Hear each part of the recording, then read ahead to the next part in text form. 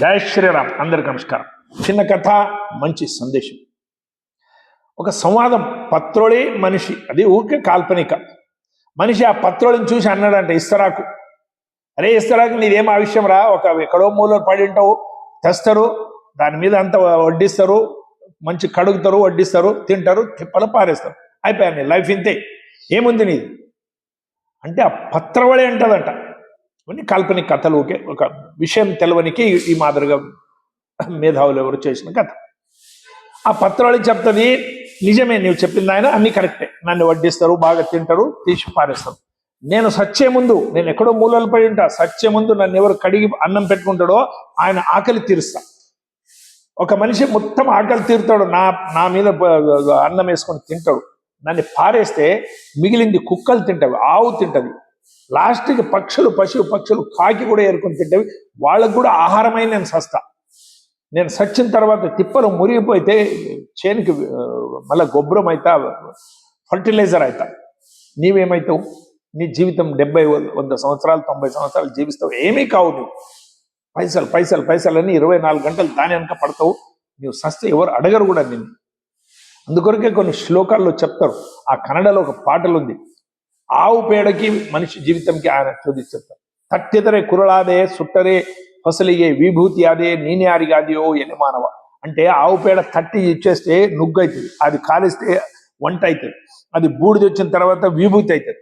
నీవెవరికైతావు? ఏమి ఉపయోగం లేదు. పేడ కింద నీ జీవనం, మనిషి జీవనం దరిద్రము అని చెప్తాం. ఇంకొక కబీర్ దాస్ చెప్తాం, లకడీ జలే కోయిలా భయే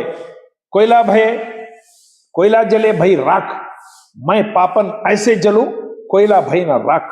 అంటే కట్టె కాలిస్తే బొగ్గు అవుతుంది, కట్టె నుంచి వంట అవుతుంది, ఆ బొగ్గు నుంచి కూడా వంట అవుతుంది, మళ్ళీ ఆ బొగ్గు బూడిదైతే విభూతి అవుతుంది.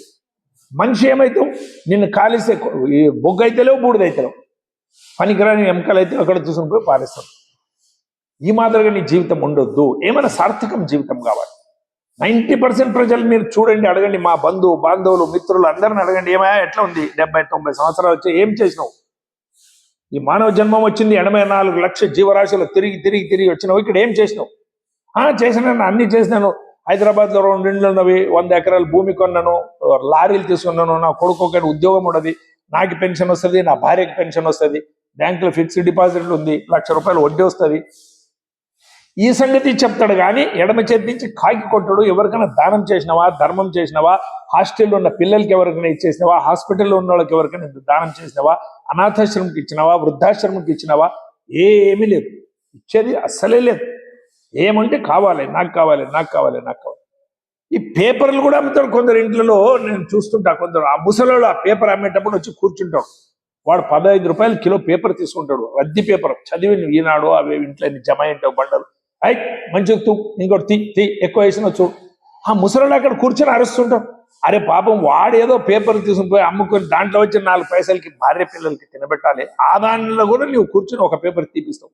మొత్తం ఇచ్చేస్తే కూడా వానికి పాపం దాన్ని తీసుకుని పోరా, చదివిన పేపర్ ఉంది, ఏదో అమ్ముకోపో, ₹10 సంపాదించుకొని. పెద్ద మనసు లేదు ప్రతి ఒక్క దానికి. ఇది మా ఊరిలోకి ఆయన ఒక చెప్పులు పడితే ఇట్లా కట్టెకి తీసుకుని పోతుండే. నేను అడిగినా ఆయన, అరే ఎవరిదే చెప్పులు అట్లా పట్టుకుని పోతున్నావంటే, లేదు దీనికి ఐస్ క్రీమ్ ఇస్తారు. ఎవరు ఐస్ క్రీమ్ ఇస్తారంట పాత చెప్పులకి, వాడు చెప్పులు ఎవరిదో చెప్పులు పట్టుకుని పోతున్నాడు. జమ చేయాలి, కావాలి. ఈ దాహం తగ్గటం లేదు. పెన్షన్ ఉంది, పైసలు వస్తాయి, ఎవ్వరికి ఎడమచ్చని కాకిపోవటం. సిటీలు అయితే తమ ఇల్లు, తాము, తమ భార్య, పిల్లలు, ఐశ్వర్య జీవితము, ఏసీ రూమ్లు, పెద్ద టీవీలు, అది ఇడిస్తే లోకమే లేదు వాళ్ళకి. ఎవరితో మాట్లాడరు, ఎవరి ఇంటికి పోరు, సస్తే పోరు, పుట్టితే పోరు, మంచి పోరు, చెడ్డదానికి పోరు. ప్రతి ఒక్కరికి ఆడోళ్ళకైతే కొద్దిగా బంగారము, ఆ ఇల్లు, కారు అవి చూస్తే ఇంకా లావ్ అయిపోతారు. ఇంకా కళ్ళు 2 ఉంటే 4 ఉంటే 6, ఇంకా పైకే పోతుంటారు. మాట్లాడిస్తే కోపం. ప్రతి ఒక్కదానికి ఆన్సర్ ఇస్తారు. నీవెవరింటికి వచ్చినావు, ఆయన అడుగుతావు అని మళ్ళీ జవాబు ఇస్తారు, ఎదురు జవాబు. ఎవరిని ఏమీ అనేటట్లేదు. ఎవరైనా ఒక మాట్లాడితే మాట్లాడిసి పెడతారు, సత్య దగ్గర మాట్లాడరు. అయ్యా వస్తూ పోతూ ఉండండి, మా ఇంటికి రండి, మాట్లాడండి, ఫోన్లు మాట్లాడండి అంటే వాళ్ళ కోపం. అయిపోయా వాని దగ్గర సత్యం దగ్గర మాట్లాడతలేదు. అది ఒకటి ఈ కాలంలో ఎక్కువైపోయింది, మాట్లాడిచి పెట్టడం. ఈ దరిద్రపు ఆలోచన మన పెద్దవాళ్ళకి లేదు. ఇవన్నీ ఈ కొత్తగా వచ్చింది. శంకర భగవత్పాదులు కాశీలో పోతుంటే ఒక ఆయన బ్రాహ్మణుడు, వృద్ధ బ్రాహ్మణుడు, డుక్రుంకరణి అని శ్లోకాలు చెప్తున్నారు. వ్యాకరణ శ్లోకాలు డుక్రుంకరణి అడిగండి ఎవరు ఏమైనా అంటున్నారంటే లేదు స్వామి ఆయనకి వ్యాకరణ శ్లోకాలు చెప్తాడంట, నా దగ్గరకు రండి ట్యూషన్ చెప్తా, వ్యాకరణం చెప్తా, పైసలు ఇవ్వండి అంటే వ్యాకరణం చెప్తా పైసలు ఇవ్వండి, పంచాంగం చెప్తా పైసలు ఇవ్వండి, సత్యటుడు 80 సంవత్సరాలు అయింది అని ఆవేశం వచ్చింది శంకరులకి. వాళ్ళు ఆయన గురించి కాదు మా అందరి గురించి చెప్పిన పద్యం అది. భజ గోవిందం భజ గోవిందం నహి నై రక్షతే డుక్రుంకరణే కాలం హరతి నిమిషాత్ సర్వం పునరపి జననం పునరపి మరణం జఠరేశనం ఇహ సంసారే బహుదుస్సారే మా కురు ధన జన యౌవన గర్వం కాలం హరతి నిమిషాత్ సర్వం ధనం మేరు తుల్యం తతక్యం తతక్యం. పర్వతంత ధనం గడిచినావు ఏం సంగతి ముందర ఏం చేస్తావు? దాన్ని తింటావా? బంగారం తింటావా? ఏం చేస్తావు? పైకి తీసుకుని పోతావా? ఏం చేస్తావు? కోట్ల కొద్ది గడిచినావు. తతక్యం తతక్యం అని శంకరులు అడిగింది. ఏం చేయాలి? భజ్ గోవిందం భజ్ గోవిందం గోవిందం భజ మూఢమతే. 80 లక్షల జీవరాశుల తర్వాత మనిషి పుట్టినవు, నామస్మరణ చెయ్యి, దాన ధర్మం చెయ్యి, సమయం చెయ్యి. ఎవరైనా ఉంటే కూర్చో, పక్కన పోయి మాట్లాడు. పెద్దలు చిన్నలు, మామ కాక చిన్నాయన పెద్దనాయన ఏమి పని లేకుండా నిరపేక్షంగా వాళ్ళ ఇంటికి పో.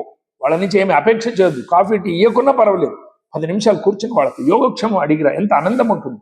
వాళ్ళు మళ్ళీ దొరకరు, ఎప్పుడు సస్తారో తెలియదు. రోజు చూస్తుంటాం మార్చి గురువు చచ్చిపోయి, వాళ్ళు చచ్చిపోయి, వీళ్ళు చచ్చిపోయి, వాళ్ళ ముఖము, వాళ్ళ చెహరా, వాళ్ళ చష్మాలు పెట్టుకునింది, వాళ్ళ అంగీలు వేసుకునింది అంత మేము కళ్ళెదురు వచ్చినట్టు అవుతుంది. వాళ్ళు దొరకరు, ఫోటోలు మాత్రం దొరుకుతారు. కాబట్టి ఉన్న వ్యక్తుల దగ్గర మాట్లాడండి, సమయం దానం చేయండి, సమయం ఇవ్వండి, కూర్చోండి, మాటలు ఎడవద్దండి ఏ పరిస్థితిలో. 84 లక్షల జీవరాశుల్లో భగవంతుడు మాటలు మరి నవ్వు రెండే మనిషికి ఇచ్చిండు, అవి 2 మనిషి చేయటం లేదు. కాబట్టి మేము ఉన్నంత రోజులు పత్రులేలాగా జీవితం ఉండాలి, కట్టెలాగా జీవితం ఉండాలి, ఆవు పేడలాగా మన జీవితం ఉండాలి. ఇవన్నీ మనకు చెప్పినవి శాస్త్రాలు. ఆవు పేడ పనికి వస్తుంది, కట్టె పనికి వస్తుంది, ఇస్తరాకు పనికి వస్తుంది. మేము దానికంటే అధ్వానం మా జీవితం కావద్దు. మంచి పనులు చేయండి, పరోపకారం చేయండి, దానధర్మం చేయండి, సమయం ఇవ్వండి, అందరితో నవ్వుతూ మాట్లాడండి. ఇదే జీవితం. భారత్ మాతకి అందరికీ నమస్కారం.